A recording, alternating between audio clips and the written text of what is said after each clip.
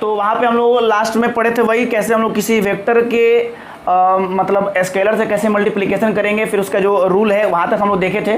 ठीक है, तो अब जो है आज हम लोगों को पढ़ना है ये 10.2 का शायद अंतिम चीज़ है। यहाँ पे है आपके टॉपिक का नाम वेक्टर ज्वाइनिंग 2 पॉइंट्स। ठीक है, मतलब दो बिंदुओं को जोड़ने वाले सदिश को हम लोग कैसे फाइंड करेंगे इसको देखेंगे। ठीक है, देखिए टॉपिक का नाम जो है उसको आप समझ लीजिए, इसका नाम है वेक्टर ज्वाइनिंग 2 पॉइंट्स। ठीक है, कि दो बिंदुओं को जोड़ने वाला अगर आपको दिया है तो लोग उसको वेक्टर के रूप में कैसे फाइंड करेंगे ये आपको पढ़ना है। चलिए, तो ये वास्तव में ऐसे समझिए कि ये कुछ है नहीं, दो बिंदुओं के बीच का दूरी जैसे हम निकालते थे ना, तो वही दूरी जो था वो मैग्नीट्यूड था, अब उसमें एक डायरेक्शन दे देंगे तो वही वेक्टर बन जाएगा। अरे लड़का बैठो ना जी, तुम पागल है क्या? ठीक है, तो हम लोग उसके बारे में बात करेंगे। चलिए देखिए ध्यान से, बहुत आराम से समझिएगा इसको, कुछ घबराने की बात नहीं है। सबसे पहला काम है आप एक 3D ले लीजिए। ठीक है, ये देखिए 3D में आपको पता है कि ये x होता है, ये y होता है, ये z होता है, ये आपका ओरिजिन है। अब आपको क्या है, यहाँ पे दो मान लीजिए पॉइंट आपको दिया गया है। एक है आपका पॉइंट P1, या कुछ भी नाम ले सकते हैं, जरूरी नहीं कि P1 ले लेंगे, कुछ भी नाम ले सकते हैं। और एक है पॉइंट आपका P2। ठीक है, P4 पॉइंट, एक पहला है एक दूसरा है। 3D में कोई दो बिंदु है। अब पता है कि अगर दो बिंदु है तो उसका कुछ ना कुछ तो भाई उसका कोऑर्डिनेट होगा, x1 y1 z1, और इसका है x2 y2 z2। यहाँ तो कोई परेशानी नहीं है।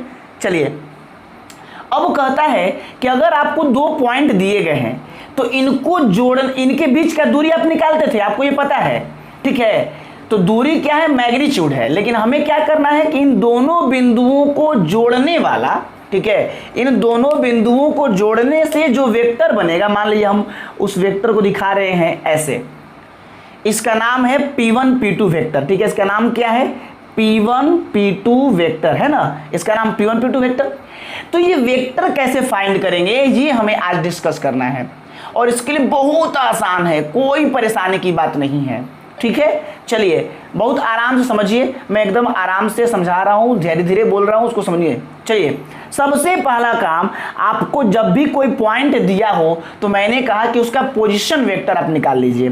पोजीशन वेक्टर का मतलब क्या होगा, उसको ओरिजिन से आप क्या कर दीजिए, जोड़ दीजिए। ओरिजिन से हम जोड़ दिए, इस वेक्टर को हम क्या बोलेंगे, OP1 वेक्टर। और फिर इस पॉइंट को भी हम ओरिजिन से जोड़ देंगे, इसका नाम क्या होगा, OP2 वेक्टर। अब ये आपके सामने जो बना है आप इसको समझिए ध्यान से, एक ट्रायंगल बन गया।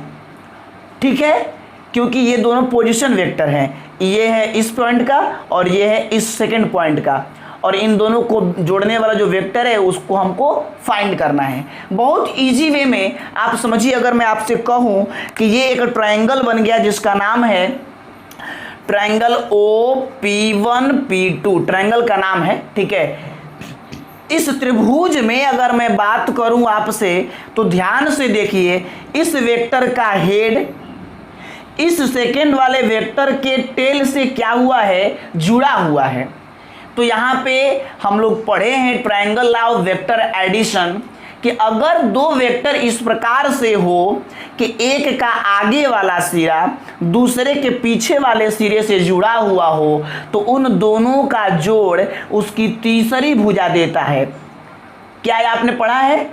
तो अगर मैं उस तरीके से बात करूं तो बताइए, इस वेक्टर OP1 और ये वेक्टर P1 P2, यानी OP1 vector plus P1 P2 vector, इन दोनों का जोड़ कौन देगा, ये वेक्टर देगा, third side of angle triangle देगा जिसका नाम है OP2 वेक्टर।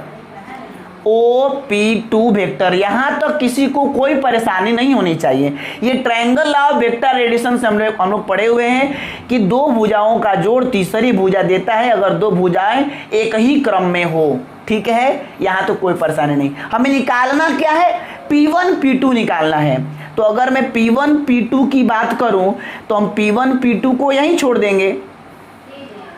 तो ये वेक्टर जो है ये कहाँ चला जाएगा, उधर चला जाएगा, और ये हो जाएगा OP2 vector minus OP1 vector, OP1 vector. कोई दिक्कत यहाँ तक नहीं है। अब आप समझिए थोड़ा सा कि OP2 वेक्टर आपको मालूम है, OP1 वेक्टर आपको मालूम है या नहीं। अब आपको अगर पॉइंट दिया तो मैंने कल ही बताया था पोजीशन वेक्टर कैसे बनाते हैं, बस उसके कोऑर्डिनेट में i j k लगा देते हैं यूनिट वेक्टर से, ठीक है, तो उसका पोजीशन वेक्टर आपको बन जाएगा। मैं थोड़ा दिखाता हूं आपको, यानी अब मैं बात करूं यहां से कि P1 P2 vector is equal to OP2 vector क्या है, ये देखिए OP2 वेक्टर ये है, ये कैसे बनेगा, तो इसके कोऑर्डिनेट में i j k लगा दीजिए, यानी x2i प्लस बताए थे ना कल कंपोनेंट फॉर्म y2j और z2k, ठीक है, कोई दिक्कत नहीं है। ये हो गया आपका OP2 वेक्टर। इसके बाद OP1 कैसे बनाएंगे इसका, फिर वही बात, यहाँ पे फिर x1 y1 z1 आपको दिया है, तो x1i y1j और z1k, ठीक है, ये हम लोगों का OP2 वेक्टर हो गया और ये हम लोगों का OP1 वेक्टर हो गया। वेक्टर कैसे बनाते हैं, अगर पॉइंट दिया है तो मैंने कल ही बताया था कि अगर आपको पॉइंट दिए गए हैं तो उसमें i j k उसका जो यूनिट वेक्टर है उसको लगा देंगे तो वो उसका कहलाएगा कंपोनेंट फॉर्म, ठीक है। तो ये हो गया OP2 वेक्टर का, ये हो गया OP1 वेक्टर का। अब मुझे कहने की कोई ज़रूरत नहीं है, इसको घटाना है आपको, और मैंने कल कहा था जोड़ घटाओ कैसे करते हैं कंपोनेंट फॉर्म में, i वाले में से i को घटाएंगे, j वाले में से j को घटाएंगे, k वाले में से k को घटाएंगे, यानी समान वेक्टर में से ही समान वेक्टर को जोड़ा या घटाया जाता है। तो देखिए इसमें से इसको घटाएंगे तो क्या हो जाएगा, x2 minus x1, i cap तो लग जाएगा मतलब, फिर y में से y घटा देंगे, y2 minus y1, j cap लग जाएगा, और फिर z2 में से z1 घटा देंगे, z2 माइनस z1, यहाँ k लग जाएगा। ये कैसे हुआ आप समझिए थोड़ा सा, अगर मैं इसको लिखता तो ऐसे लिखता है x2i minus x1 i cap, दोनों में से i कॉमन निकालते तो क्या हो जाता है x2 माइनस x1। अब ये हम i कैप को यहाँ गुना में लिखे चाहे यहाँ गुना में लिखे, चूंकि 2 गुना 3 चाहे 3 गुना 2 बराबर होता है, तो ये जो बात आया यही मैंने यहाँ पर डायरेक्ट लिखा है। ये कुछ नहीं है, कोई घबराने की बात नहीं है, बस मैंने यही कहा i वाले में से i को घटाएंगे, j वाले में से j को घटाएंगे, k वाले में से k को घटाएंगे, और यही जो आया यही है आपका P1 P2 वेक्टर। अब मैं अगर डायरेक्ट कहूं कि अगर दो बिंदु आपको दिए गए हैं उनको जोड़ने वाला वेक्टर फाइंड करना है, तो आप समझ चुके होंगे कि इसमें कुछ बहुत बड़ा विशेष काम नहीं करना है, बस इसके x में से इसका x घटाइए, i लगा दीजिए, इसके y में से इसका y घटाइए, j लगा दीजिए, इसके z में से इसका z घटाइए और k लगा दीजिए। मतलब जब घटाते हैं तो उसका मैग्नीट्यूड आता है और फिर उसका यूनिट वेक्टर हम लोग लगा देंगे तो वो डायरेक्शन मिल जाएगा, और वेक्टर में मैग्नीट्यूड और डायरेक्शन दोनों मिलने पर वो वेक्टर बन जाएगा। तो इस प्रकार से ये था आपका कि दो पॉइंट को जोड़ने वाला वेक्टर कैसे फाइंड करें, ठीक है। किसी को कोई परेशानी इसमें कुछ दिक्कत नहीं है। सिंपल वे में अगर मैं कहूँ तो यही है कि भाई दो पॉइंट आपको दिए गए हैं, अगर आपको P1 P2 वेक्टर निकालना। एक बात और मैं आपको गौर करा दूं, देखिए इसका डायरेक्शन किधर की तरफ है, P2 की तरफ। देख लीजिए इसका डायरेक्शन P2 की तरफ है, तो अगर P2 की तरफ डायरेक्शन है तो P2 में से ही घटाना होगा। अगर यही P1 की तरफ डायरेक्शन रहता तो P1 में से घटाते, क्या लिखते, x1 माइनस x2 लिखते। यही अगर मैं कहूं कि भाई देखो ये P1 P2 है, अगर मैं P2 P1 कहूं तो कैसे निकालोगे, तो P1 में से घटाना होगा, जिधर डायरेक्शन का मुंह हो उस सेकेंड पॉइंट में से पहले पॉइंट को घटाना है। यानी ये हो जाता है x1 माइनस x2 का i cap, y1 minus y2 का j कैप और z1 माइनस z2 का k कैप, ठीक है। ये आपको ध्यान रखना है, भूलना नहीं है। जिधर जाएगा डायरेक्शन उस सेकेंड पॉइंट में से पहले पॉइंट वाले को घटा घटा करके i j और k कैप को लगा देना है। अच्छा, अगर मैं यहां से एक चीज और बात करूं कि चलिए इसका मैग्नीट्यूड अगर निकालना हो तो आप कैसे निकालेंगे, थोड़ा इस पर भी हम लोग बात कर ले। यहीं पे अगर मैग्नीट्यूड निकालना है तो कैसे निकालेंगे भाई, तुम्हें पता है पहले से कि मैग्नीट्यूड के लिए कुछ नहीं करना है, आपको ऐसे साइन लगा देंगे मैग्नीट्यूड का। और क्या बताया है मैग्नीट्यूड में कि अगर कंपोनेंट फॉर्म में अगर दिया हुआ है तो उसका x जो है, उसका y जो है, उसका z जो है, उसी को हम लोग क्या कर देते हैं, स्क्वायर करके जोड़ देते हैं, एक्स स्क्वायर, फिर ये देखिए Y square plus Z square. और जब आप इसको देखेंगे तो पता चलेगा अरे भाई ये तो कुछ नहीं है, ये तो 11th क्लास का डिस्टेंस फार्मूला है कि x में से x घटा के स्क्वायर कर दो, y में से y घटा के स्क्वायर कर दो। 10th क्लास में था, 11th क्लास में वो z बढ़ गया तो z में से z घटा के स्क्वायर कर दो और फिर उसका रूट निकाल दोगे तो तुम्हारा निकल जाएगा दो बिंदु का बीच का दूरी। तो ये डिस्टेंस फार्मूला ही है, लेकिन ये सिर्फ मैग्नीट्यूड निकालता था। अब इसको हम लोग आई जे कैप डायरेक्शन दे करके वेक्टर बना दिए हैं कि मैग्नीट्यूड और डायरेक्शन दोनों है, इसलिए ये वेक्टर हो गया। तो आप दो चीज सीख गए। दो पॉइंट अगर आपको दिया रहेगा, कभी भी कहेगा उसको जोड़ने वाला वेक्टर फाइंड कीजिए, तो आपको x में से x घटा के i लगा दीजिए, y में से y घटा के j लगा दीजिए, z में से z घटा के k लगा दीजिए। अगर कहेगा उन दो पॉइंट को जोड़ने वाले वेक्टर का मैग्नीट्यूड निकालिए, तो आपको डिस्टेंस फार्मूला यूज कर देना है, मतलब x2 - x1 का होल स्क्वायर, y2 - y1 का होल स्क्वायर, z2 - z1 का होल स्क्वायर। इस प्रकार से दो चीज आप सीख गए। अब आता है विभाजन सूत्र। ये भी आप पढ़े हुए हैं, लेकिन वहां कोऑर्डिनेट देता था, यहाँ वेक्टर दिया रहेगा। देखिए कैसे होता है उसको भी, चलिए ध्यान से मिटा दें आगे।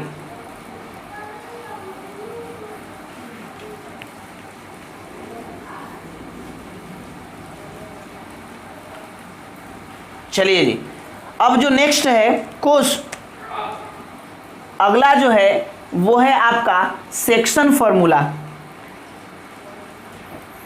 विभाजन सूत्र जिसको आप हिंदी में कहते हैं विभाजन सूत्र। और आपको पता है कि विभाजन सूत्र दो प्रकार के होते हैं। एक होता है इंटरनली आपको विभाजित करता है, इंटरनली मतलब आंतरिक रूप से, अंतः रूप से, आप पढ़े हैं 10th क्लास में भी, अंतः रूप से या आंतरिक रूप से। और एक होता है एक्सटर्नली, बाह्य रूप से, बाहर से आपको डिवाइड करेगा।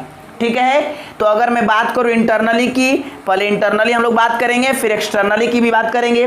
ध्यान रखेंगे कि यहाँ थोड़ा सा आपको ये समझना है कि अगर आपको पहले विभाजन सूत्र याद है कि नहीं 10th क्लास का, 10th क्लास में विभाजन सूत्र क्या था कि अगर मान के चलिए दो आपको पॉइंट दिए गए हैं ए और बी, इसका कोऑर्डिनेट आपको दिया गया x1 y1 x2 y2। पहले मैं थोड़ा सा रिवीजन कर रहा हूँ ताकि आपको समझ में आ जाए। और कोई पॉइंट रहता था मान लीजिए P, और ये इसको m/n में डिवाइड कर देता था, तो फॉर्मूला क्या कर लाता था, फॉर्मूला होता था कि अगर इस पॉइंट का कोऑर्डिनेट फाइंड करना है x, y, तो ये ज्ञात करने के लिए हम लोग फॉर्मूला लगाते थे। ये देखिए, इसका हम लोग अगर रेशियो लेते थे, m लेते थे तो इसका x लेते थे, mx2। ध्यान रखिएगा, ये लेंगे तो इधर वाला प्लस, और n लेंगे तो इधर वाला, ठीक है, और बटा में दोनों को ऐड कर देते थे, तो ये निकलता था x कोऑर्डिनेट। याद होगा आप लोगों को, उम्मीद करते हैं आप 10th पास करके आए हैं, 11th क्लास में भी पढ़े हुए हैं। और अगर y की बात करें तो y के लिए क्या करना पड़ता, फिर वही बात, m लेंगे तो इसका y प्लस n लेंगे तो इसका y, अब फिर नीचे में दोनों को ऐड कर देते थे। तो ये उस पॉइंट का कोऑर्डिनेट हम लोग फाइंड करने के लिए फॉर्मूला यूज करते थे। ये था अंतः रूप से, आंतरिक विभाजित करता था तो प्लस लेते थे। अगर यही बाह्य रूप से होता, बाह्य रूप का मतलब कि अंतः का मतलब हुआ दोनों के बीच में है, तो ये पॉइंट जो काट रहा है, और बाहर का मतलब ये दोनों के बाहर में है, यहाँ पर है, और यहाँ से वो पॉइंट जो है कि इसको डिवाइड कर रहा है। अब आप कहेंगे ये कैसे हो गया डिवाइड, तो समझिएगा वो बाहर रहेगा, जैसे यहाँ पर था ये पॉइंट, थोड़ा समझने के लिए बात गौर समझिए। तो ये हम निकालते थे रेशियो m और n, ये कैसे आता था, तो इस पॉइंट से पहला बिंदु और इस पॉइंट से दूसरा बिंदु का बीच का जो डिस्टेंस है उसका रेशियो क्या है। जैसे यहाँ पर m और n क्या है, PA और PB, जो पॉइंट डिवाइड कर रहा है उससे पहला बिंदु और उससे दूसरा बिंदु के बीच का जो अनुपात है वो है m और n। अब मैं अगर आपसे कहूं कि बताइए अगर P पॉइंट दोनों के बाहर है और वो डिवाइड कर रहा है, तो इसका मतलब क्या है, m और n कौन होगा, क्या m और n ये होगा m और ये होगा n, ऐसा नहीं होगा। क्या होगा, तो जो डिवाइड करता है वहां से लेकर पहला बिंदु जो है ये आपका पूरा होगा m, और वो बिंदु से दूसरा जो है वो होगा आपका n। यानी याद रखेंगे जो पॉइंट डिवाइड करता है उसी से पहला बिंदु की दूरी m कहलाता है और उसी से दूसरा बिंदु के बीच की दूरी n कहलाता है। उन्हीं दोनों को रेशियो फॉर्म में लिया जाता है तो m/n, या इसी को m/n लिखा जाता है। तो अंतः जब करता था तो प्लस लिखते थे और बाह्य जब करता था तो सब जगह केवल माइनस का साइन लगा देते थे।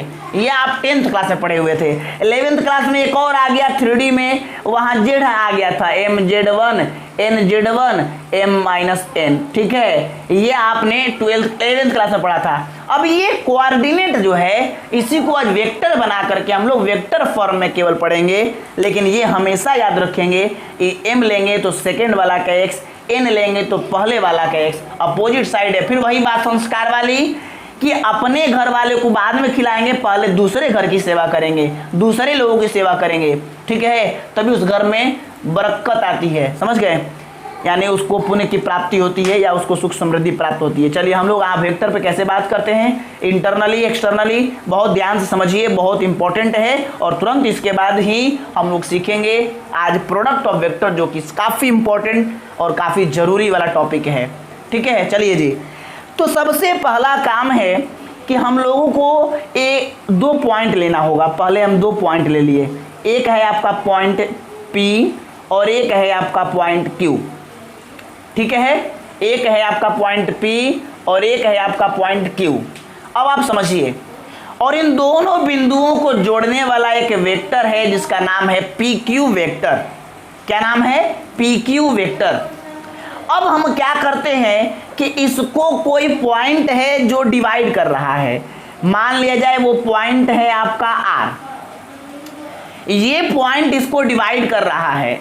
अब जब डिवाइड कर रहा है तो आप ध्यान रखिए यहां 2 वेक्टर बन जाएंगे। अगर हम लोग देखें तो एक हो जाएगा PR वेक्टर, क्योंकि डायरेक्शन तो इसी दिशा में ना, इस पूरे वेक्टर का डायरेक्शन यहां कहो कहीं भी, कहां है, ऊपर की तरफ है, तो एक PR वेक्टर हो गया और एक RQ वेक्टर हो गया। ये पॉइंट इसको 2 वेक्टर में डिवाइड कर दिया, और ये ऐसा डिवाइड किया कि जो रेशियो है वो m और n है।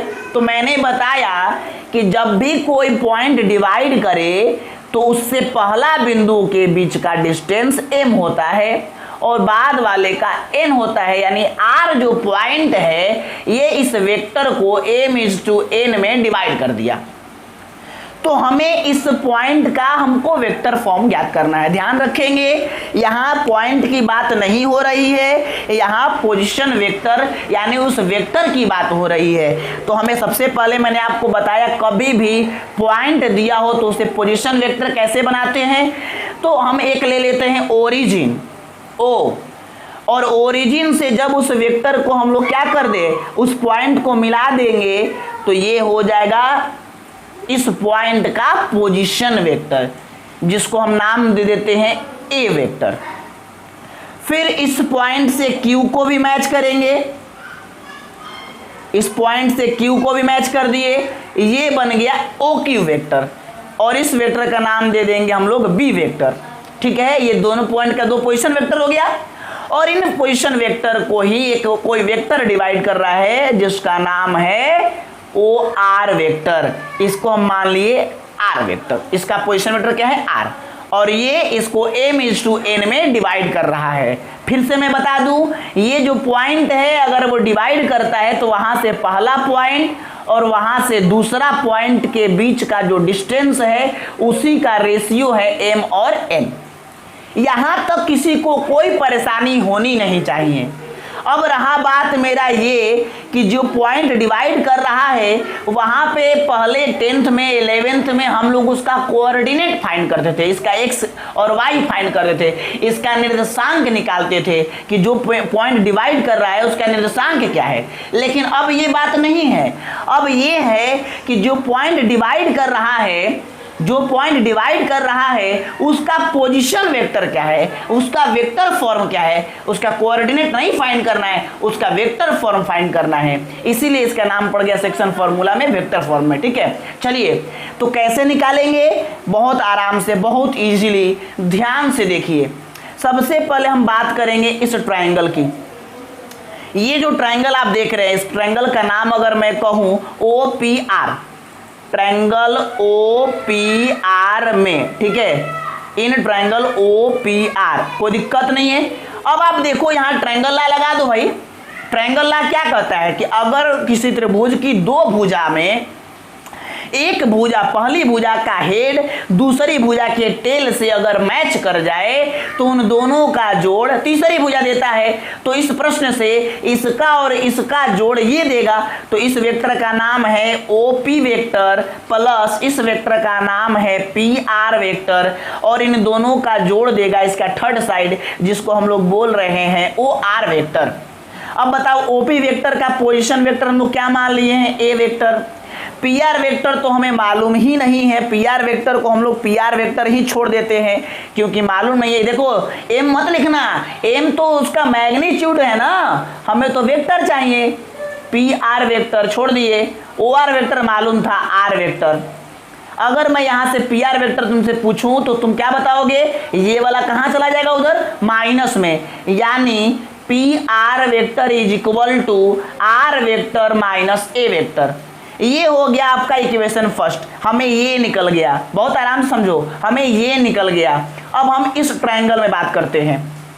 इस ट्रायंगल की अगर मैं बात करूं, थोड़ा देख लीजिएगा, यार है ना, सबको कुछ छुट तो नहीं रहा ना, देख लीजिए तो सब आ रहा है ना, यहाँ लिखेंगे तो आएगा ना। चलिए जी, अब मैं बात करता हूँ ये सेकेंड ट्रायंगल जिसका नाम है ORQ, ट्रायंगल OQR चाहे RQ जिसमें भी कहें।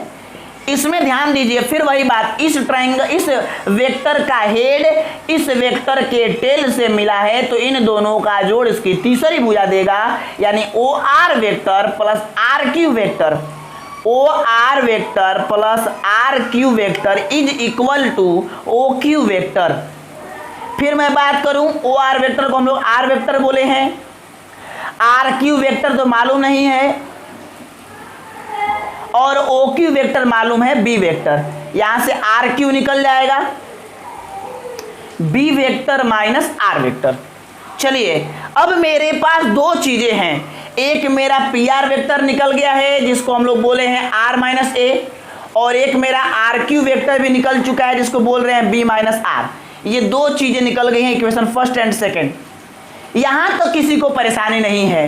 अब बताइए, इन दोनों का रेशियो आपको तो दिया है, अब आप समझे इस चीज को। ये दोनों वेक्टर जो था PR और RQ, ये तो पहले से ही पता है कि इसका रेशियो है M/N, क्योंकि ये पॉइंट इन वेक्टरों को M/N में बांट रहा है, और ये वेक्टर का अनुपात आपको दिया है। और यहां से हम लोग देखिए क्या कर रहे हैं। अब इसको थोड़ा सा मैं मिटा रहा हूं, समझिएगा, थोड़ा सा पेशेंस रखिएगा।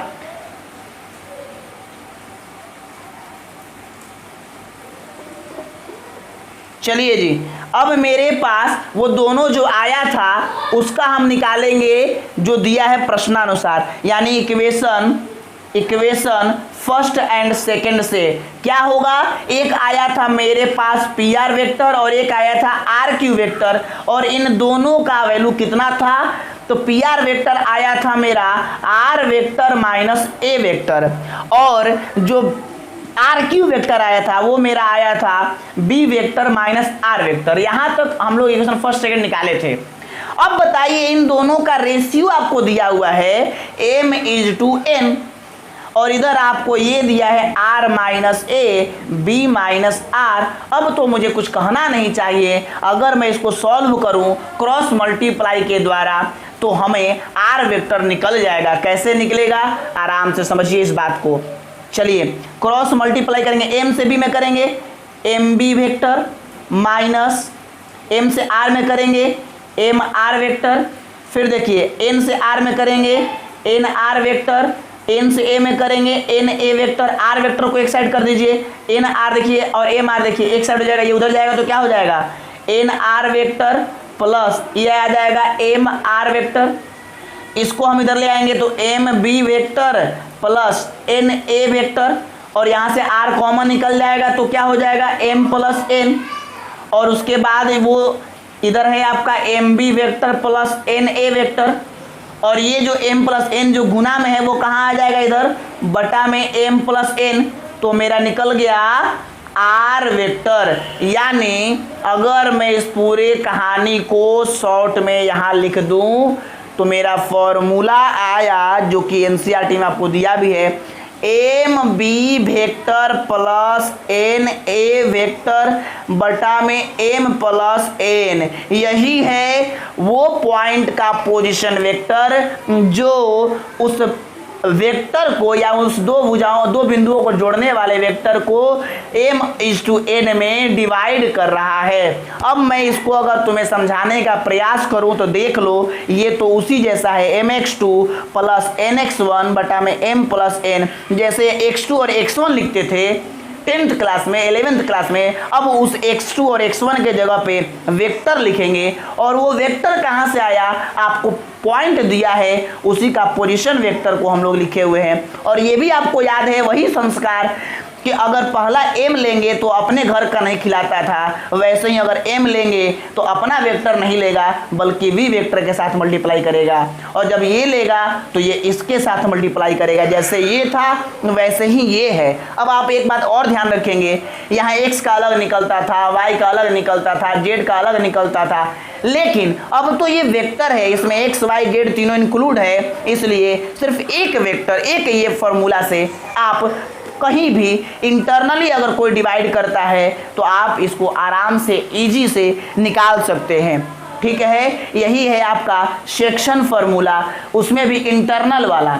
अब वही बात अगर एक्सटर्नल की बात कहता है तो भी आपको घबराने की कोई ज़रूरत नहीं है, बस ये प्लस के जगह पे क्या कर देना है, माइनस कर देना है जब भी। अब इसके आधार पे आपके एक्सरसाइज के जो भी प्रश्न दिए गए वो सब बन जाएगा। आंतरिक कहेगा तो प्लस लगाएंगे, बाह्य विभाजित करता है तो माइनस लगाएंगे, और इस प्रकार से आप सेक्शन फार्मूला इजी वे में बना सकते हैं, कोई दिक्कत नहीं है। चलिए एक इसी से कंक्लूजन निकालना है, उसको थोड़ा सा समझिए, और मैं थोड़ा उसका एक्सटर्नल लगा फिगर भी आपको दिखा दूँ। थोड़ा सा फार्मूला समझ में आ गया, कोई दिक्कत नहीं है। सुनिए ना, हेलो कुछ गेट बंद कर दीजिए ना। देखिए उसका फिगर देख लीजिए आप लोग कैसे है।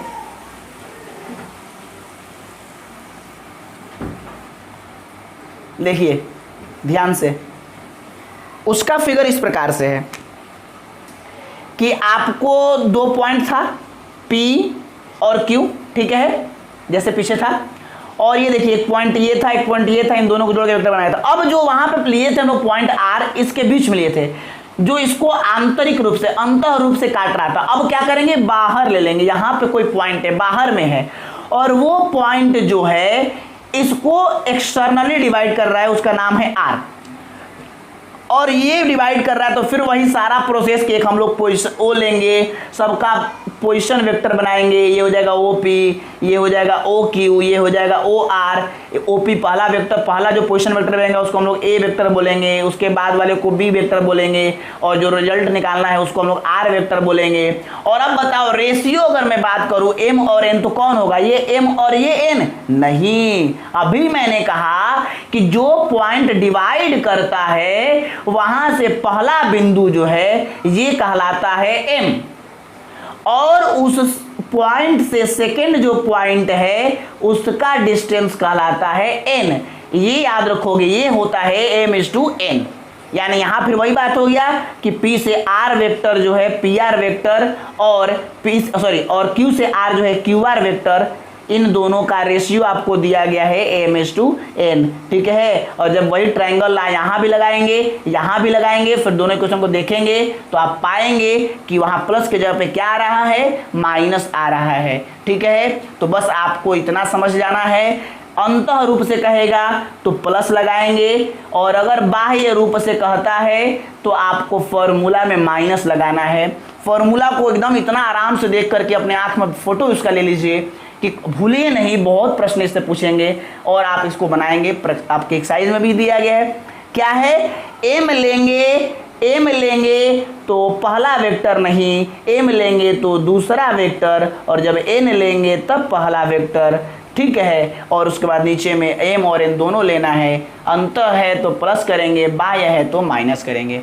इसके बाद एक चीज़ और मैं आपको बताऊं, आपने 10th क्लास में भी पढ़ा था और यहाँ फिर पढ़ेंगे, 11th में भी पढ़े थे कि अगर दो बिंदु के बीचों बीच कोई बिंदु आ गया काटने वाला, तो वहाँ पर क्या था, थोड़ा मैं आपको समझाऊं।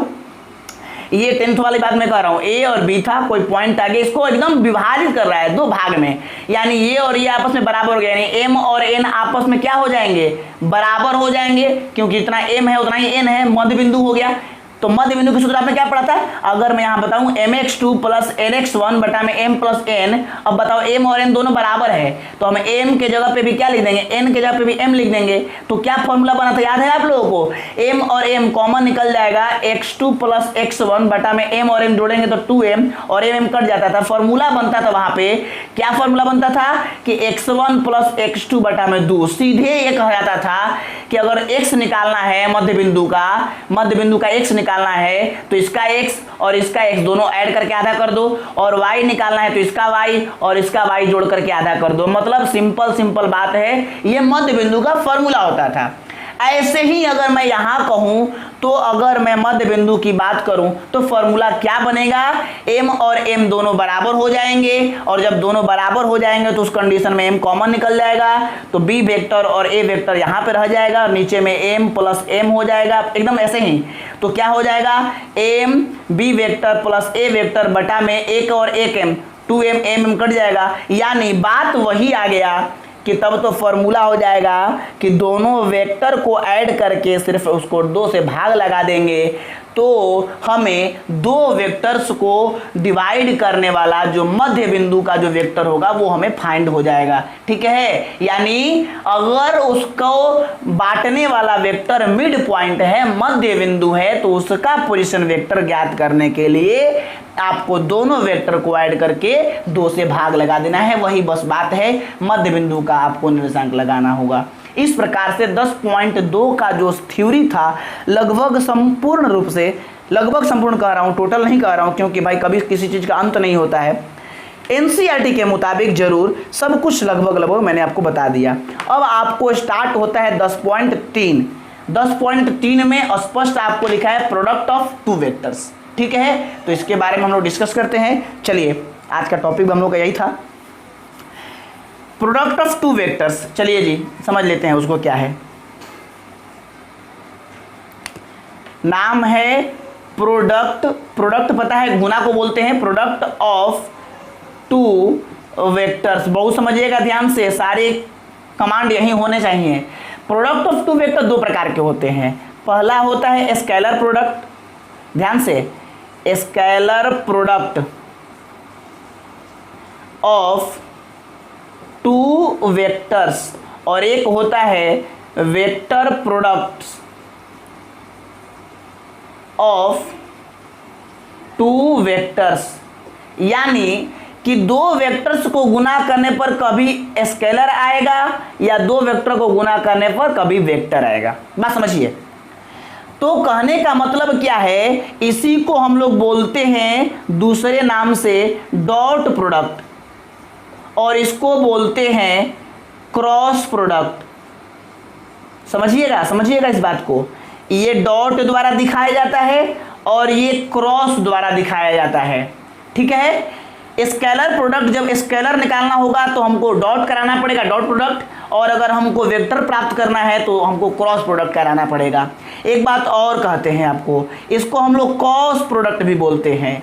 इसको हम लोग क्या बोलते हैं, कॉस प्रोडक्ट, कॉस के साथ होता है। इसको हम लोग क्या बोलते हैं, साइन प्रोडक्ट बोलते हैं। ये साइन के साथ होता है, इसमें साइन का यूज होता है, इसमें कॉस का यूज होता है।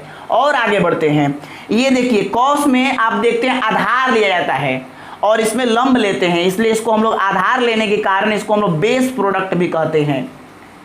और इसको हम लोग साइन में लंब लेते हैं, यानी परपेंडिकुलर प्रोडक्ट भी कह सकते हैं। परपेंडिकुलर देखिए शॉर्ट में ऐसे लिखते हैं, परपेंडिकुलर साइन और आर लगा देते हैं, या लिखोगे आप PRPNDICULAR, ठीक है। जो कहना है कर लो, परपेंडिकुलर वेक्टर CULAR, ठीक है, परपेंडिकुलर वेक्टर। या ऐसे लिखो या ऐसे लिखो, जैसे लिखना है आपको। ये सारे आपको मैंने बताया कि आप इसको पढ़ेंगे, ठीक है। ये पूरा एक प्रकार से रिव्यू था आज के टॉपिक का। अब हम समझेंगे, इतने सारे नाम ये सब फिजिक्स वाले लोग पढ़ाते हैं, मैं थोड़ा लोगों नहीं पढ़ाता है, मैं तो सीधे बस वही बोला और निकला। अब देखो कैसे क्या हो रहा है। तो सबसे पहले हम पढ़ेंगे स्केलर प्रोडक्ट, क्या होता है इसमें, कैसे निकलता है ये। चलिए समझ में आ गया प्रोडक्ट। ओके थोड़ा सा रुक दीजिएगा, कुछ इसको क्या करते हैं, परपेंडिकुलर प्रोडक्ट बोलते हैं, ठीक है, थोड़ा सा समझ लीजिए परपेंडिकुलर प्रोडक्ट। अच्छा एक बात और मैं कहूं आपको कि आखिर इसका नाम क्यों पड़ा स्केलर प्रोडक्ट या वेक्टर प्रोडक्ट। बात समझिए, दो वेक्टर्स को गुना करने पर अगर स्केलर आ जाए इसीलिए उसका नाम पड़ा स्केलर प्रोडक्ट, और दो वेक्टर को गुना करने पर अगर वेक्टर आ जाए तो इसीलिए उसका नाम पड़ गया वेक्टर प्रोडक्ट। आ जाओ गुप्त टेस्ट में जल्दी से, समझ गए। यानी कि वेक्टर्स को गुना करने पर जो आता है उसी के कंडीशंस के आधार पे दो प्रकार के प्रोडक्ट आपको बनाए गए हैं।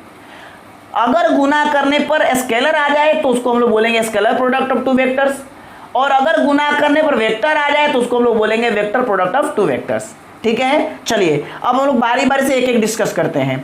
सबसे पहले स्केलर प्रोडक्ट के बारे में बात करते हैं, स्केलर प्रोडक्ट, ठीक है। चलिए जी, स्केलर प्रोडक्ट में क्या है, scalar product of two vectors. आ जाओ प्रशांत, आ जाओ जल्दी से भाई, ठीक है। चलिए कोई बात नहीं है, आप इस चीज को एक बार फिर से दोबारा यूट्यूब पे डाला जाएगा, उसको देख लीजिएगा ताकि अच्छे से इस बात को समझिए आप। चलिए स्केलर प्रोडक्ट में कुछ नहीं है, आपको एक वेक्टर दिया गया है, मान लिया जाए ए वेक्टर, और एक वेक्टर आपको दिया गया है उसको मान लिया जाए बी वेक्टर, और उन दोनों के बीच का कोई कोण अगर आपको दिया हुआ है और कहता है कि इसका डॉट प्रोडक्ट निकालिए, स्केलर प्रोडक्ट निकालिए, ठीक है, तो हम लोग उसको कैसे निकालेंगे। तो कहता है कि भाई दो वेक्टर को अगर आप डॉट करेंगे, डॉट प्रोडक्ट करेंगे, स्केलर प्रोडक्ट करेंगे, तो इसको हम लोग निकालने का एक फॉर्मूला है। क्या फॉर्मूला है, आपको पता है कि इसका नाम क्या है, स्केलर, यानी स्केलर लेना चाहिए। इसीलिए देखिए कैसे निकालते हैं, पहले ए का मॉड निकालेंगे, फिर बी का मॉड निकालेंगे, और फिर जो एंगल है उसका कॉस निकालेंगे। अब आप बताओ, मॉड है एक स्केलर, ये मॉडुलस, ये भी स्केलर होगा, कोई अंक आएगा, ये भी कोई अंक आएगा, ये भी, अरे किसी का मैग्नीट्यूड कोई अंक ही तो होता है, 2 आएगा, 4 आएगा, 5 आएगा, 10 आएगा, और कॉस थीटा भी एक मान ही देता है। यानी ये भी स्केलर, ये भी स्केलर, ये भी स्केलर, यानी ये डॉट प्रोडक्ट क्या देता है, स्केलर देता है, इसीलिए इसको हम लोग स्केलर प्रोडक्ट के नाम से, और चूंकि डॉट का प्रयोग होता है, डॉट के द्वारा दिखाया जाता है, ठीक है, तो इसीलिए इसको हम लोग डॉट प्रोडक्ट या स्केलर प्रोडक्ट के नाम से जानते हैं। इसमें कुछ नहीं है, ये फॉर्मूला आपको याद करना है कि अगर डॉट प्रोडक्ट कहीं भी दो वेक्टर दे देगा, कैसे डॉट प्रोडक्ट कराइए, तो क्या करना है कि भाई डॉट प्रोडक्ट में उस वेक्टर का मैग्नीट्यूड निकालेंगे, फिर सेकंड वेक्टर का मैग्नीट्यूड निकालेंगे, फिर दोनों के बीच का जो एंगल है उसके लिए कॉस का वैल्यू निकाल करके उसका मान बता देंगे, ठीक है। चलिए जी, और ये थीटा का जो वैल्यू है इसका भी कंडीशन दिया है कि थीटा का वैल्यू 0 से लेकर के कहां तक होना चाहिए, पाई तक होना चाहिए। 0 से पाई के बीच में, मतलब 0 से 180 के बीच में ही एंगल का मान होना चाहिए, ठीक है। तो इस प्रकार से आप डॉट प्रोडक्ट को समझ गए। लेकिन डॉट प्रोडक्ट से संबंधित बहुत सारी बातें हैं। सबसे पहला बात आप उसको समझिए, क्या कहता है कि सबसे पहला चीज कि स्केलर प्रोडक्ट अगर आप करते हैं, दो वेक्टर को गुना कर रहे हैं और गुना करने पर स्केलर हो जा रहा है, समझिए, दो वेक्टर से अगर स्केलर निकालना है तो उसको डॉट प्रोडक्ट कराना पड़ता है। यानी दो वेक्टर का डॉट प्रोडक्ट एक स्केलर देता है, यानी ए वेक्टर डॉट बी वेक्टर जो आएगा वो एक क्या आएगा, एक रियल नंबर आएगा, एक स्केलर नंबर आएगा, एक स्केलर क्वांटिटी आएगा, ठीक है। रियल नंबर कहिए चाहे स्केलर क्वांटिटी कहिए, इसीलिए तो इसको हम लोग बोलते हैं स्केलर प्रोडक्ट, ठीक है। यानी दो वेक्टर दिया गया है और अगर हम डॉट कराएंगे तो ए वेक्टर डॉट बी, अब क्वेश्चन आ सकता है आपको कि ए वेक्टर डॉट बी वेक्टर क्या होगा, स्केलर होगा, वेक्टर होगा, रियल होगा या कुछ और दे सकता है, तो आपको स्केलर होगा तो स्केलर मारेंगे, रियल होगा तो रियल मारेंगे, जो इसके अनुसार आपको ऑप्शन दिया हो उसके अनुसार आप टिक करेंगे। चलिए अब इससे कुछ केस बनते हैं, वो केस क्या है थोड़ा हम उसके बारे में डिस्कस करें। जैसे यहाँ कॉस थीटा लिखा हुआ है और मैंने कहा कि कॉस थीटा है तो थीटा का वैल्यू कहां से कहां तक रहेगा, 0 के बराबर या उससे बड़ा और पाई के बराबर या उससे छोटा। तो अगर थीटा का वैल्यू हम 0 रखते हैं तो क्या होगा, अगर आप थीटा का वैल्यू 0 रखेंगे तो cos 0 कितना होता है ये याद कर लीजिए, cos 0 का वैल्यू होता है 1 और cos 90 जो है π/2 जो है इसका वैल्यू होता है 0 और cos पाई जो है cos 180 जो है इसका वैल्यू होता है 1। इसको आप याद कर लेंगे, समझिए। तो अगर मैं कहूं कि अगर दो वेक्टर ऐसे हैं कि उनके बीच का कोण जो है वो 0 डिग्री बन रहा है तो उसका डॉट प्रोडक्ट क्या हो, तो अगर cos 0 डिग्री हो मतलब theta is equal to 0 degree तो a डॉट बी क्या होगा, a डॉट बी क्या होगा। तो अब बताओ a डॉट बी कैसे निकालेंगे, तो mod of a mod of b और cos 0 डिग्री और cos 0 डिग्री का वैल्यू होता है 1। अब 1 से गुना करे ना करे कोई फर्क नहीं पड़ता है, यानी इसका मान क्या हो जाएगा कि a वेक्टर और b वेक्टर का मॉड, यानी अगर थीटा 0 तो cos 0 का मान 1 हो जाएगा, तो ये गायब, 1 से गुना करे ना करे। उस स्थिति में a डॉट बी क्या होगा, तो उस स्थिति में a डॉट बी का डायरेक्ट वैल्यू निकालेंगे mod of a into mod of b, पहला केस। सेकेंड केस क्या है, अगर थीटा का मान 90 हो जाए π/2 हो जाए तो पता है कि cos थीटा cos 90 हो जाएगा और cos 90 का वैल्यू होता है 0। अब बताओ अगर ये 0 हो जाए तो ये रहकर क्या करेगा, ये तो 0 है, 0 सबको कर देगा, यानी उस कंडीशन में a डॉट बी क्या होगा, 0 होगा। कब, जब a और b का बीच कोण जो है वो 90 डिग्री का बन जाए। इसका मतलब ये भी हुआ कि एक वेक्टर अगर a है तो दूसरा वेक्टर ऐसे हो जाए, एक दूसरे पर लंब बना दे, तभी तो उसका कोण का मान 90 होगा और उसका मान 0 होगा, डॉट प्रोडक्ट। यानी इसको हम ऐसे भी कह सकते हैं कि a वेक्टर जो है वो क्या हो जाएगा, दूसरी बात से कहें तो यानी a वेक्टर परपेंडिकुलर हो जाए b वेक्टर के, मतलब दो वेक्टर अगर आपस में लंब हो तो उनका डॉट प्रोडक्ट 0 होता है। एक नंबर का ऑब्जेक्टिव यहां से भी कह देगा कि if a vector perpendicular b vector then a dot b is equal to what, तो लिखेंगे 90, दोनों के बीच का कोण 90 बनेगा क्योंकि वो दोनों एक दूसरे पर लंब है, और जब लंब है तो थीटा का मान 90, थीटा का मान यहाँ 90 रखेंगे तो अपने आप 0 हो जाएगा, 0 से इसमें गुना करेंगे तो 0। ये आपका बेसिक फॉर्मूला है।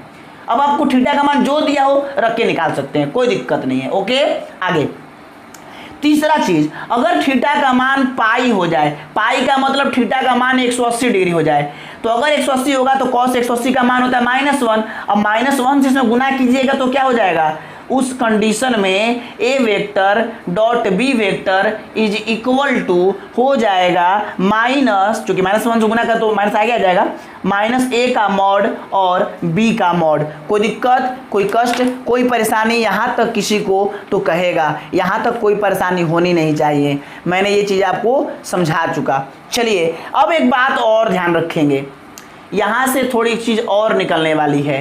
पहला बात, 0 होगा तो उनके मैग्नीट्यूड के गुना के बराबर, अगर 180 होगा तो मैग्नीट्यूड के गुना के नेगेटिव के बराबर, और अगर 90 होगा तो 0 हो जाएगा सीधा सीधा, यानी अगर लंब है तो 0। अब आपको परीक्षा में और एक्सरसाइज में कुछ प्रश्न आपको दिए गए हैं, वो प्रश्न पे भी एक मैं थोड़ा ध्यान दूँ। वो प्रश्न क्या कहता है कि बताइए, ध्यान से समझिएगा, अगर किसी दो वेक्टर का डॉट प्रोडक्ट 0 है तो क्या क्या हो सकता है। तो कहता है इसके दो कंडीशन है, याद रखिएगा जब हम एक्सरसाइज बताएंगे तो वहां भी यूज होगा। पहला कंडीशन में ये है कि या तो a वेक्टर ही 0 वेक्टर होगा।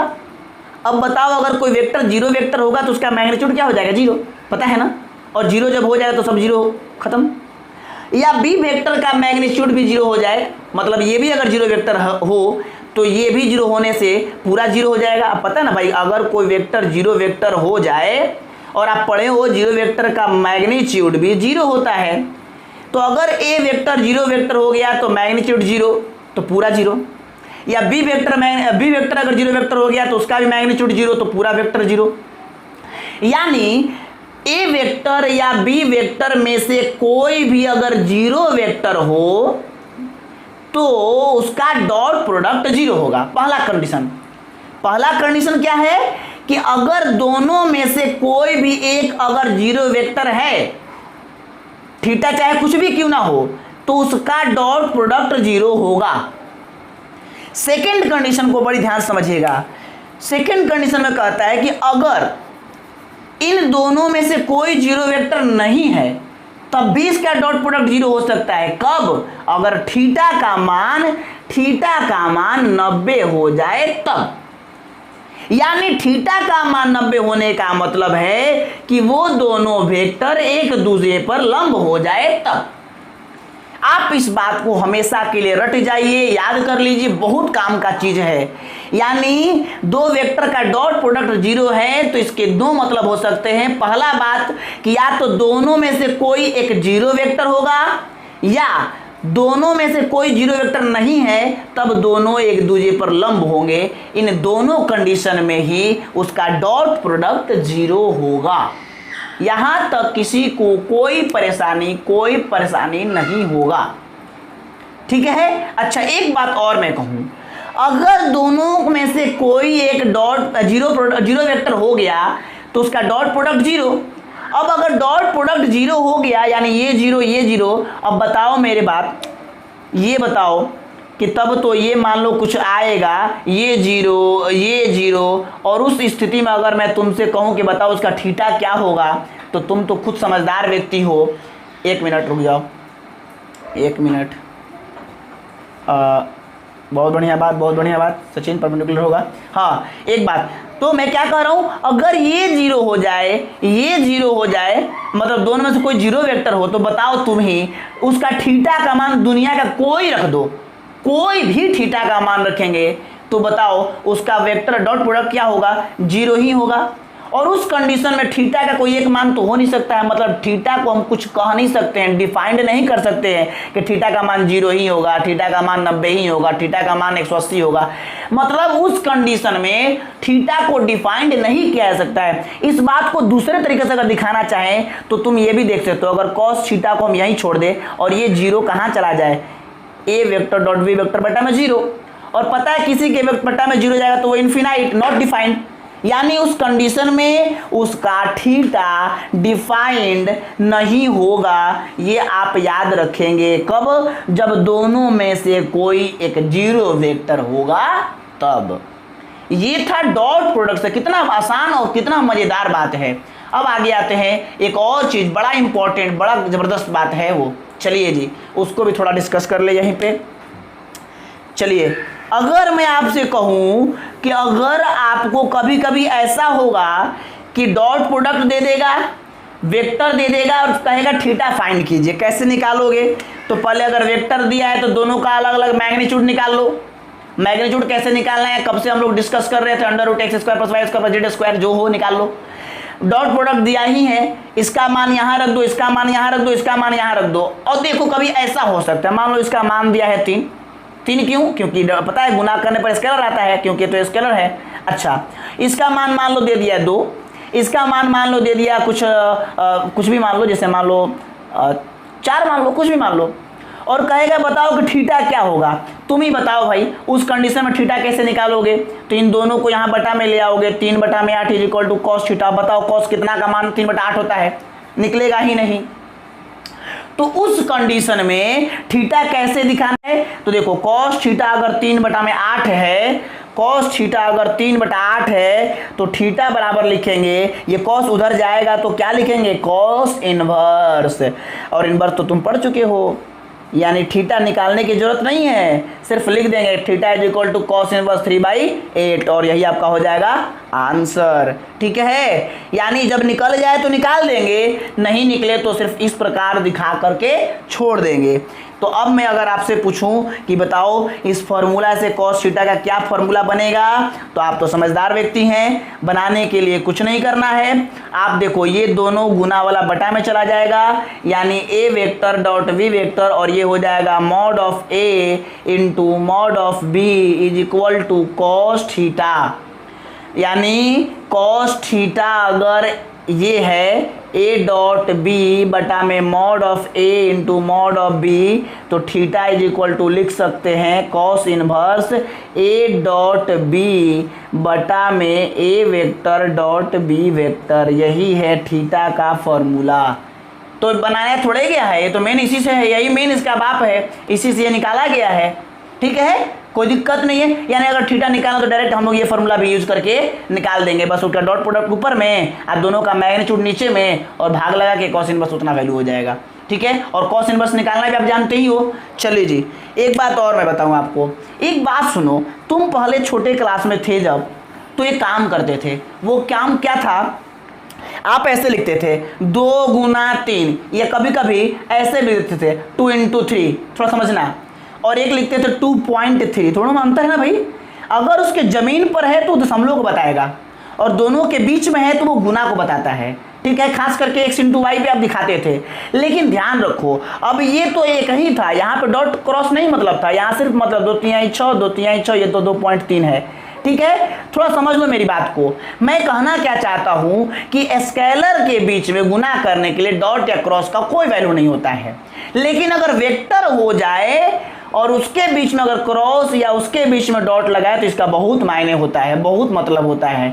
समझ गए? यानी स्केलर का गुना एक ही होता है, लेकिन वेक्टर का गुना 2 होते हैं, इसीलिए इसका नाम पड़ा, एक का नाम पड़ा डॉट प्रोडक्ट, एक का नाम पड़ा क्रॉस प्रोडक्ट। एक को बोलते हैं स्केलर प्रोडक्ट, एक को बोलते हैं वेक्टर प्रोडक्ट। समझ गए? चलो जी, अब आते हैं आगे। नेक्स्ट टॉपिक है प्रॉपर्टीज ऑफ स्केलर प्रोडक्ट। इसी को पढ़ करके और हम लोग अब जो इसका जो एक इंपॉर्टेंट थिंग्स है प्रोजेक्शन, उसको हम लोग कल पढ़ेंगे, लेकिन ये प्रॉपर्टीज अभी देख लेंगे। प्रॉपर्टीज बहुत इजी है, इसी को देखकर और कल चैप्टर समाप्त। एक बात और, मैसेज के तौर पे भी और इंस्ट्रक्शन के तौर पे भी, मैसेज के तौर पे भी स्केलर प्रोडक्ट क्या है। चलिए, टॉपिक का नाम है प्रॉपर्टीज ऑफ स्केलर प्रोडक्ट। बहुत ध्यान से देखिएगा। प्रॉपर्टीज आप समझ रहे हैं, हिंदी में इसको गुणधर्म बोलते हैं, properties of a scalar product. और पता है सबको, टेलीग्राम पे मैंने भेज दिया है, सारे गूगल पे का, पेटीएम का, फोन पे का सबका लिंक भेजा हुआ है, अकाउंट नंबर भी दिया हुआ है। नहीं तो मेरा घर पे सब लोग देखा है, घर पे जाके दे दे या उससे डाल दे, किसी से भी। और कभी भी कोई दे तो मेरे को मैसेज कर देंगे कि प्रिंस भैया मैंने इतना दे दिया है। 3000 से 1 रुपया भी कम मैं किसी भी कीमत पर एक्सेप्ट नहीं करूंगा, एकदम स्पष्ट लाइन है। चलिए, properties of a scalar product. ठीक है, स्केलर प्रोडक्ट का क्या क्या प्रॉपर्टी है थोड़ा मैं समझ लूंगा। चलिए जी, पहला बात आप इसको ध्यान सुने। पहला चीज जो है कि स्केलर प्रोडक्ट कॉम्यूटेटिव होता है। पहला क्या होता है? स्केलर प्रोडक्ट कॉम्यूटेटिव होता है। कॉम्यूटेटिव मतलब क्रम विनिमय नियम का पालन करता है। यानी आप ए वेक्टर को आगे, बी वेक्टर को पीछे रख के गुना कर दीजिए, या बी वेक्टर को आगे और ए वेक्टर को पीछे करके गुना कर दीजिए। क्यों? आपको पता होना चाहिए क्यों ऐसा होता है। क्योंकि पता है कि ये क्या देता है? स्केलर देता है, अदिश राशि देता है। ये भी क्या देता है? स्केलर देता है। और पता है कि स्केलर में उसके डायरेक्शन से कोई फर्क पड़ता नहीं है। यानी 2 गुना 3 या 3 गुना 2, ये तो 6 ही होगा। इसलिए आप याद रखेंगे कि डॉट प्रोडक्ट आपको, जैसे मैं एक क्वेश्चन आपको दिखा देता हूं, बना करके समझा देता हूं। जैसे मान लिया जाए कि कोई वेक्टर आपको दिया है, सपोज कीजिए एक क्वेश्चन ले लेते हैं थोड़ा जल्दी से, 2i vector plus 3j vector, और फिर मान लीजिए कोई दिया है 3k वेक्टर। ठीक है, और आपको फिर b वेक्टर दिया है, ये भी आपको 3i वेक्टर 4j वेक्टर। अच्छा, एक चीज़ तो छूट ही गया, ओहो सॉरी।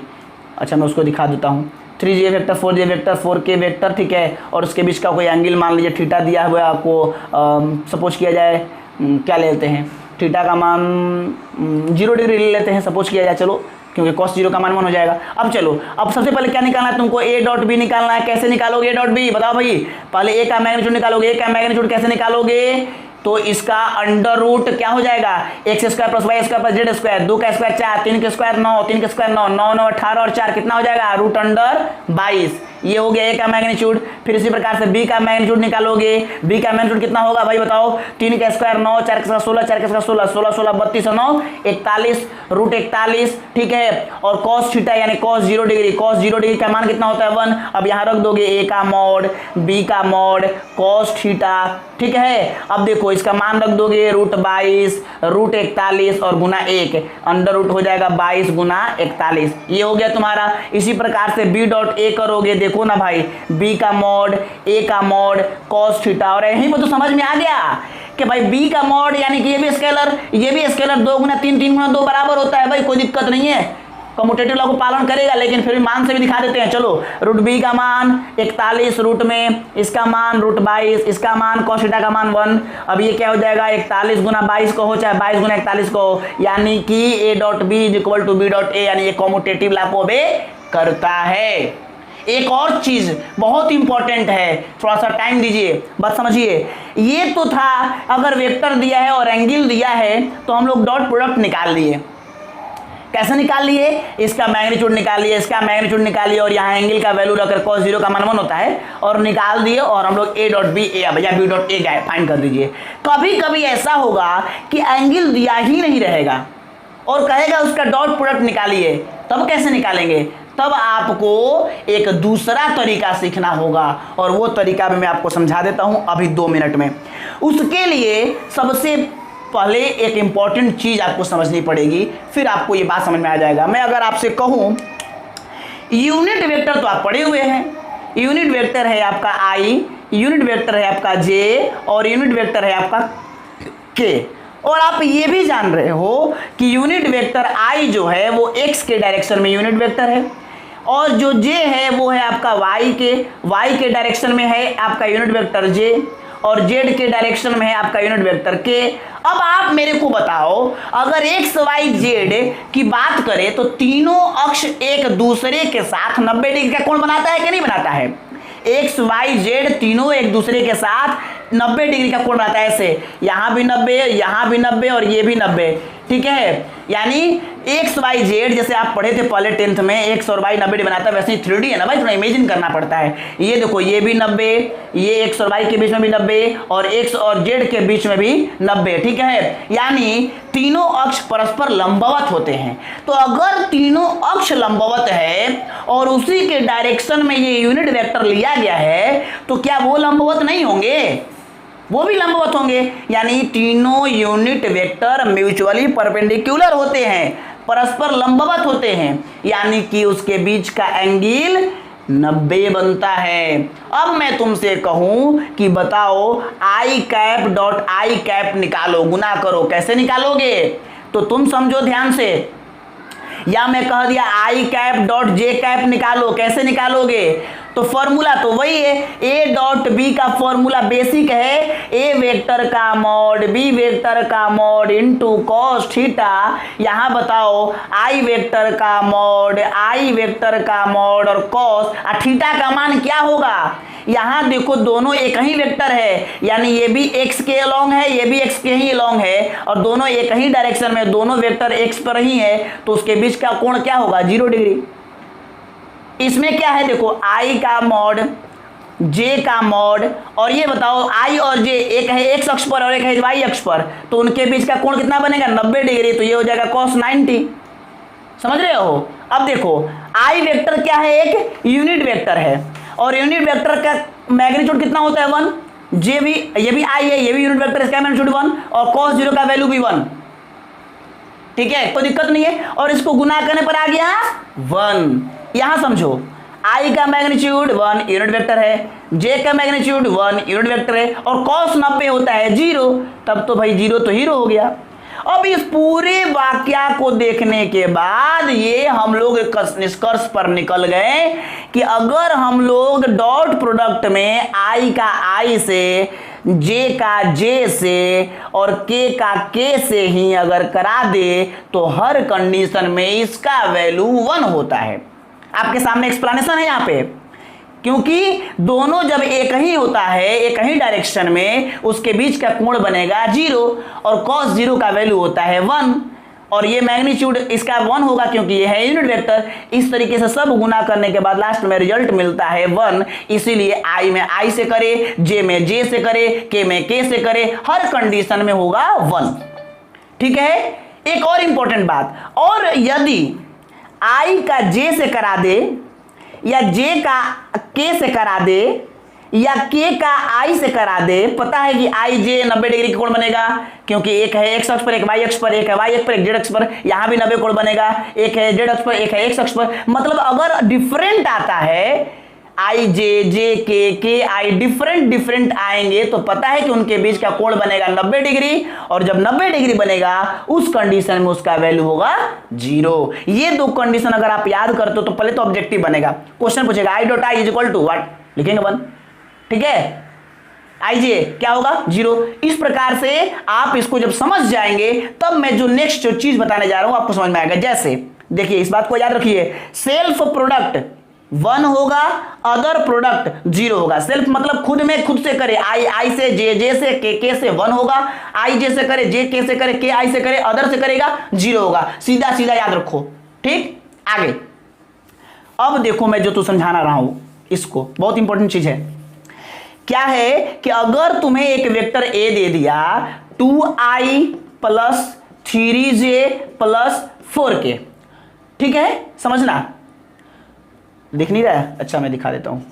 ए vector 2i plus 3j plus 4k, और एक वेक्टर आपको दिया है बी वेक्टर, वो है 3i minus 4j plus 5k, और थीटा नहीं मालूम है। एक वेक्टर ए है और एक वेक्टर है बी, और थीटा तो मालूम ही नहीं है। और अगर इस कंडीशन में अगर आपको दे दे कि ए डॉट बी निकालिए तो आप कैसे निकालोगे? तब तो कहोगे अरे सर तो बताया ही नहीं है, क्योंकि हमको तो पता है इसका मैग्नीट्यूड निकाल देंगे, इसका मैग्नीट्यूड निकाल देंगे, लेकिन थीटा मालूम ही नहीं है। तो A mod of A into mod of B into cos theta वाला फॉर्मूला कैसे यूज करेंगे? तो वहां पे कैसे गुना करेंगे ये सीख लो। चलो जी, तुम्हारा है 2i plus 3j plus 4k, कोई दिक्कत? आगे, और ये है आपका 3i minus 4j plus 5k, और बीज गणित का गुना सबको आता है। आज थोड़ा टाइम लगेगा, 5 मिनट तो थोड़ा समय देना, घबराओ नहीं। कैसे गुना करते हैं बीज गणित में? 2 से सब में गुना करेंगे, इससे भी सब में गुना करेंगे, इसमें भी सबसे गुना करेंगे। जैसे आप गुना करो जनरली वैसे ही गुना करो। चलो पहले मैं एक दिखाता हूं, 2 से मैं इसमें किया तो 2 से 3 में अगर 2 3 आई 6, कोई दिक्कत नहीं है। आई का आई से करेंगे तो क्या होगा? आई डॉट आई। 2 से 4 में किए, 2 चौके 8 माइनस 8 आ गया। और आई का जे से करेंगे, आई डॉट जे। फिर 2 का 5 से करेंगे, 2 5 10, और आई में करेंगे के से, आई के, ठीक है।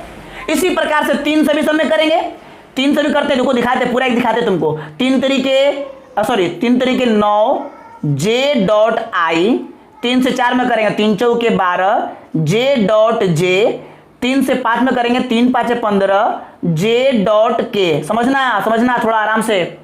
फिर 4 से कसम में करेंगे चरतियाई 12 के डॉट आई, 4 से 4 में करेंगे चरचऊ का 16 के डॉट जे, फिर 4 5 20 के डॉट जे। अब देखो इतना गुना करोगे तो मर ही जाओगे। आसानी से सुनो ध्यान से। अब मुझे जो ये आई डॉट आई जो अंक वाला तो समझ में आ गया भाई, अंक गुना कैसे करते हैं। अब यहां समझो आई डॉट जे क्या होगा, पता है ना? सेल्फ प्रोडक्ट तो 1 होगा। सेल्फ प्रोडक्ट कहां है? ये देखो 1 होगा। सेल्फ प्रोडक्ट कहां है? ये है ना के डॉट के।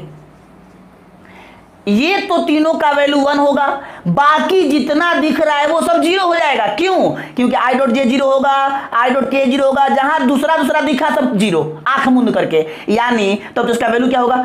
6 गुना 1, ये सब 0 0 0 0 0 0 0, ये हो जाएगा माइनस 12 गुना 1, ये भी 0 0 0 0, ये हो जाएगा 20 गुना 1। यानी 6 minus 12 plus 20 is equal to 20 और 6 जोड़ेंगे 26, और 26 माइनस 12 करेंगे 14। इस प्रकार से आपका आंसर निकलेगा। और देखो आंसर क्या आया है? एक स्केलर क्वांटिटी। इसीलिए तो कहते हैं कि डॉट प्रोडक्ट स्केलर क्वांटिटी देता है, स्केलर प्रोडक्ट है। अब मेरी पूरी बात सुनो, तो मैं अब इस तरीके से गुना नहीं करूंगा क्योंकि मैंने तुमको समझाया।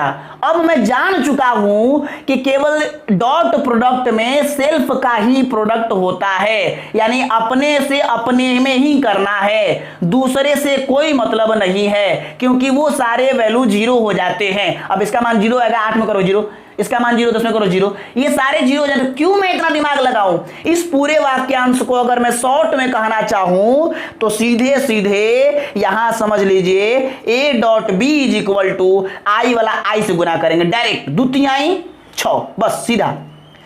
जे वाला का जे से करेंगे 3 चौके 12 माइनस 12, प्लस माइनस साइन देख लेंगे अपना। और के वाला का के से करेंगे 4 5 20, और ये हो गया आपका डॉट प्रोडक्ट। और देखिए आंसर आ गया आपका।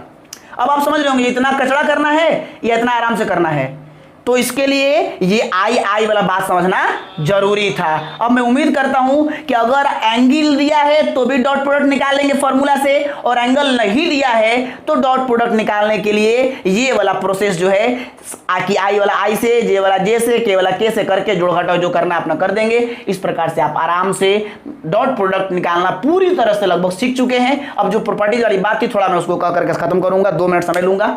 चलिए,